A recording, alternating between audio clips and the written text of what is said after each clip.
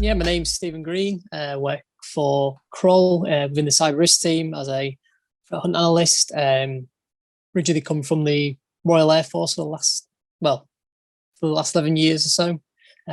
Before I joined Kroll last year, originally as an intelligence analyst, but then I retrained to do some cybersecurity. So originally started in cyber threat intelligence before now moving into threat hunting and incident response. Normally, we obviously have got a whole bunch of clients. We engage in threat hunting activities. So if there's been some sort of breach or just an incident response request for, I don't know, maybe we've got ransomware or something like that, we'll then go and run our own tool across the estate, the client's estate, and we go and basically try and find extra evidence of compromise, try to find other machines that may have been affected, make sure we've contained the incident and clear it up as much as we can as well. So trying to make sure that the client has a nice clean network after we've finished investigating. That's a good question, I guess. I think what we try to do is obviously we try and make sure that, like I said before, we try and clear everything from the network. We try and obviously not leave any stone unturned. We try and make sure that we have full visibility of the client's network. We develop our own scripts to try and tailor it for the type of malware or whatever we're seeing on the network. So we try and obviously, every case is different. So we tailor it towards that incident. Personally, I think from my experience in the military, I think we try and make anything work as we can. So some networks are not as, I don't know, configured as you'd like. So we try and make sure that we can give the client extra tips and advice on how to secure the network, improve security overall, and we also obviously try and remediate any issues they have along the way. I think I love the investigation part. I love trying to find out what's happened, look at what we can see from start to finish. So if you can manage to work out how, say, a threat actor got into a network until how they got out, that's great to see. So you learn so much because every incident's different, like I said. So you may see, obviously, you get trends of certain campaigns that are going on at a certain time, but then eventually they evolve as the factors get smarter, or you'll get a new type of campaign going on. So it's just great to obviously see new stuff all the time. Obviously, it's not good for clients to be suffering from it, but it's good from an investigative kind of standpoint. It's really interesting.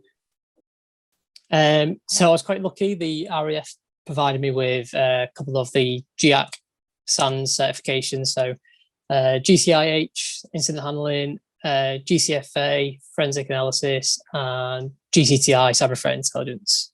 BSI, ISO 27001, and I did a few Fortinet qualifications as well as a few Splunk courses as well.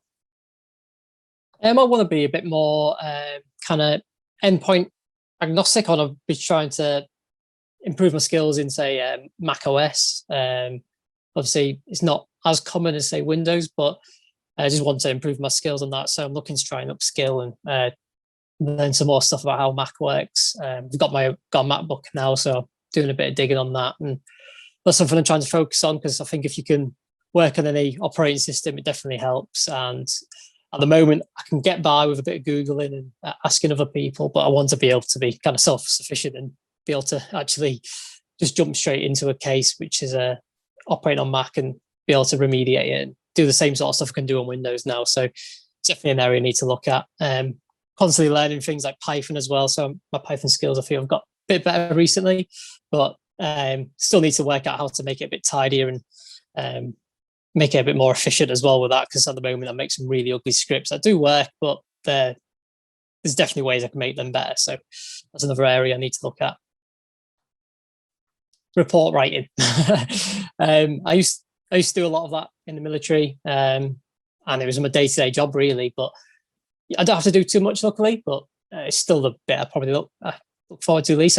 Probably the same for everyone. I don't think anyone likes to write War and Peace at the end of a job, but yeah, that's something you've got to do, but that's probably my least favourite aspect. I guess it kind of depends on, it's mainly, I guess, the maturity of the client's network is probably one of the key issues sometimes.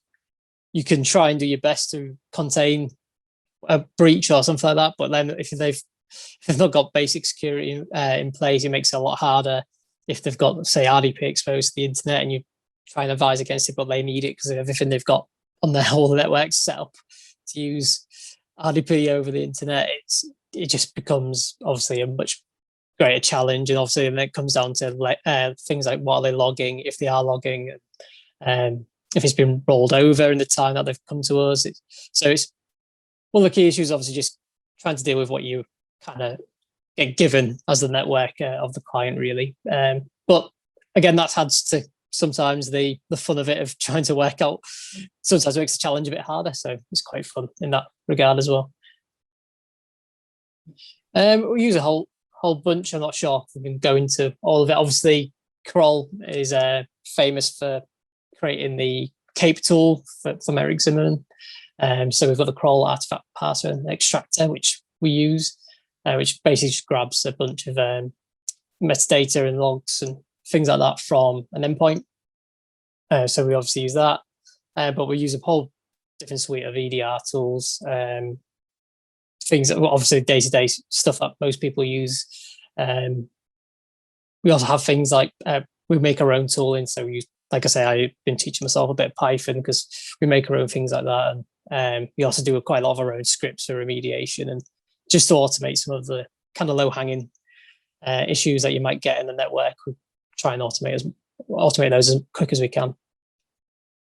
Probably can't tell in this interview, but talking to clients, obviously, being able to, obviously, you've got to put a public face on when you're talking to clients. You've got to obviously be professional with that. So I think being able to speak to clients that may be upset, especially if they've had a bit of a serious breach, they might be a bit angry and probably want progress quicker than you can maybe give it them.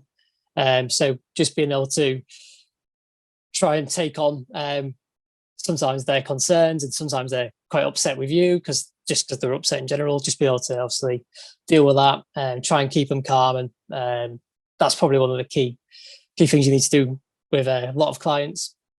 I think depending on obviously people's backgrounds, but being able to speak publicly is really, really useful.